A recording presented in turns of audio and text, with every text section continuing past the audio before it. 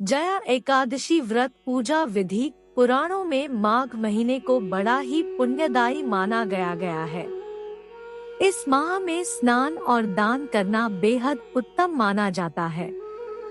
कहा जाता है कि माघ महीने में स्नान, दान और व्रत का फल अन्य महीनों से अधिक मिलता है। इसके अलावा इस महीने की शुक्ल पक्ष की एकादशी तिथि का भी विशेष महत्व बताया गया है। माघ शुक्ल पक्ष की एकादशी के दिन जया एकादशी का व्रत रखा जाता है। इस दिन भगवान विष्णु की पूजा की जाती है। जया एकादशी का जिक्र करते हुए शास्त्रों में बताया गया है कि जो व्यक्ति श्रद्धा पूर्वक इस व्रत को करता है उसे मृत्यु के बाद भूत प्रेत नहीं बनना पड़ता है। जया एकादशी व्रत विधि। एकादशी व्रत वाले दिन प्रातः जल्दी उठकर स्नान करें, व्रत का संकल्प लें और फिर विष्णु जी की आराधना करें।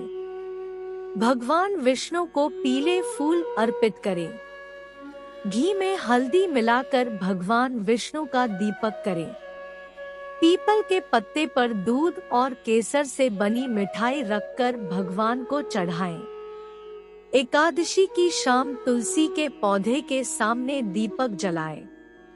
भगवान विष्णु को केले चढ़ाएं और गरीबों को भी केले बांट दें। भगवान विष्णु के साथ मां लक्ष्मी का पूजन करें और गोमती चक्र और पीली कौड़ी भी पूजा में रखें। जया एकादशी कथा। गांडीवधारी अर्जुन ने कहा, हे भगवान, अब कृपा कर आप मुझे माघ माह के शुक्ल पक्ष की एकादशी के संबंध में भी विस्तार पूर्वक बताएं। शुक्ल पक्ष की एकादशी में किस देवता का पूजन करना चाहिए तथा इस एकादशी के व्रत की क्या कथा है, उसके करने से किस फल की प्राप्ति होती है। भगवान श्री कृष्ण ने कहा, हे अर्जुन, माघ माह के शुक्ल पक्ष की एकादशी को जया एकादशी कहते हैं। इस एकादशी के उपवास से मनुष्य भूत प्रेत आदि की जोनी से छूट जाता है। अतः इस एकादशी के उपवास को विधि अनुसार करना चाहिए। अब मैं तुमसे जया एकादशी के व्रत की कथा कहता हूँ। ध्यान पूर्वक श्रवण करो। एक बार देवताओं के राजा इंद्र नंदन वन में भ्रमण कर रहे थे। चारों तरफ किसी उत्सव का सा माहौल था। गांधर्व गा रहे थे और गंधर्व कन्याएं नृत्य कर रही थी। वहीं पुष्पवती नामक गंधर्व कन्या ने माल्यवान नामक गंधर्व को देखा और उस पर आसक्त होकर अपने हाव भाव से उसे रिझाने का प्रयास करने लगी। माल्यवान भी उस गंधर्व कन्या पर आसक्त होकर अपने गायन का सुरताल भूल गया। इससे संगीत की लय टूट गई और संगीत का सारा आनंद बिगड़ गया। सभा में उपस्थित देवगणों को यह बहुत बुरा लगा। यह देखकर देवेंद्र भी रुष्ट हो गए। संगीत एक पवित्र साधना है। इस साधना को भ्रष्ट करना पाप है। अतः क्रोधवश इंद्र ने पुष्पवती तथा माल्यवान को शाप दे दिया। संगीत की साधना को अपवित्र करने वाले माल्यवान और पुष्पवती, तुमने देवी सरस्वती का घोर अपमान किया है। अतः तुम्हें मृत्युलोक में जाना होगा। गुरुजनों की सभा में असंयम और लज्जाजन प्रदर्शन करके तुमने गुरुजनों का भी अपमान किया है। इसलिए इंद्रलोक में तुम्हारा रहना अब वर्जित है। अब तुम अधम प्रेत असंयमी का सा जीवन बिताओगे। देवेंद्र का शाप सुनकर वे अत्यंत दुखी हुए और हिमालय पर्वत पर प्रेत जोनी में दुख पूर्वक जीवन यापन करने लगे।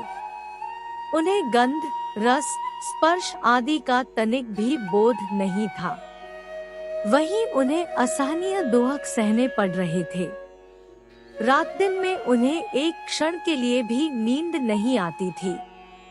उस स्थान का वातावरण अत्यंत शीतल था, जिसके कारण उनके रोए खड़े हो जाते थे, हाथ पैर सुन्न पड़ जाते थे, दांत बजने लगते थे। एक दिन उस प्रेत ने अपनी स्त्री से कहा, न मालूम हमने पिछले जन्म में कौन से पाप किए हैं जिसके कारण हमें इतनी दुखदाई यह प्रेत जोनी प्राप्त हुई है। प्रेत जोनी से नरक के दुख सहना कहीं ज्यादा उत्तम है। इसी प्रकार के अनेक विचारों को कहते हुए अपने दिन व्यतीत करने लगे। भगवान की कृपा से एक बार माघ के शुक्ल पक्ष की जया एकादशी के दिन इन दोनों ने कुछ भी भोजन नहीं किया और न ही कोई पाप कर्म किया। उस दिन मात्र फल फूल खाकर ही दिन व्यतीत किया और महान दुख के साथ पीपल के वृक्ष के नीचे विश्राम करने लगे। उस दिन सूर्य भगवान अस्ताचल को जा रहे थे। वह रात इन दोनों ने एक दूसरे से सटकर बड़ी कठिनता से काटी। दूसरे दिन प्रातः काल होते ही प्रभु की कृपा से इनकी प्रेत जोनी से मुक्ति हो गई और पुनः अपनी अत्यंत सुंदर अप्सरा और गंधर्व की देह धारण करके तथा सुंदर वस्त्रों तथा आभूषणों से अलंकृत होकर दोनों स्वर्ग लोक को चले गए। उस समय आकाश में देवगण तथा गंधर्व इनकी स्तुति करने लगे। नागलोक में जाकर इन दोनों ने देवेंद्र को दंडवत किया।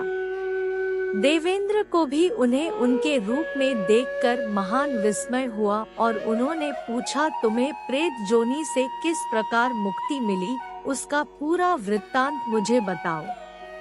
देवेंद्र की बात सुन माल्यवान ने कहा, हे देवताओं के राजा इंद्र, श्री हरि की कृपा तथा जया एकादशी के व्रत के पुण्य से हमें प्रेत जोनी से मुक्ति मिली है। इंद्र ने कहा, है माल्यवान, एकादशी व्रत करने से तथा भगवान श्री हरि की कृपा से तुम लोग प्रेत जोनी को छोड़कर पवित्र हो गए हो, इसलिए हम लोगों के लिए भी वंदनीय हो गए हो, क्योंकि शिव तथा विष्णु भक्त हम देवताओं के वंदना करने योग्य हैं। अतः आप दोनों धन्य हैं। अब आप प्रसन्नता पूर्वक देवलोक में निवास कर सकते हैं। हे अर्जुन, इस जया एकादशी के उपवास से कुजोनी से सहज ही मुक्ति मिल जाती है। जो मनुष्य इस एकादशी का व्रत कर लेता है, उसने मानो सभी तप यज्ञ दान कर लिए हैं। जो मनुष्य श्रद्धा पूर्वक जया एकादशी का व्रत करते हैं, वे अवश्य ही सहस्र वर्ष तक स्वर्ग में वास करते हैं। कथा सार। संगीत देवी सरस्वती का एक अलौकिक वरदान है। यह एक साधना है, एक विद्या है। इसमें पवित्रता आवश्यक है। फिर जिस सभा में अपने से बड़े गुरुजन आदि उपस्थित हो, वहाँ प्राणी को संयम और मर्यादा को बनाए रखना चाहिए, ताकि गुरुजनों का अपमान न हो, उनका सम्मान बना रहे। गुरुजनों का अपमान करने वाला मनुष्य घोर नरक का भागी है। बोलो भगवान विष्णु तथा माँ लक्ष्मी की जय हो।